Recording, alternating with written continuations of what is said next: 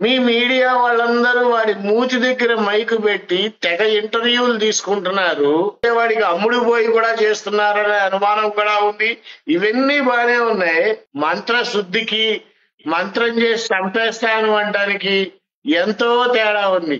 First వాడిని సుమోటోగా case book చేసి literally జనాన్ని చంపుతా అన్నాడు అని చెప్పి కేసు ఎందుకు ఫైల్ చేయరు? పేరు శ్రీనివాస్ అనే పేరుతోనే పిలవండి.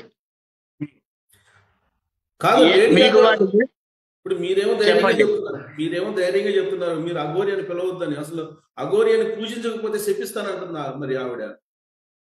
అన్ని చెప్తుంది, శపిస్తాను అని చెప్తాడు. అవసరమైతే ఏదో కాశీ నుంచి ఒక వీడియో పెట్టి మంత్రశుద్ధి చేసి అందరినీ చంపేస్తానంటాడు.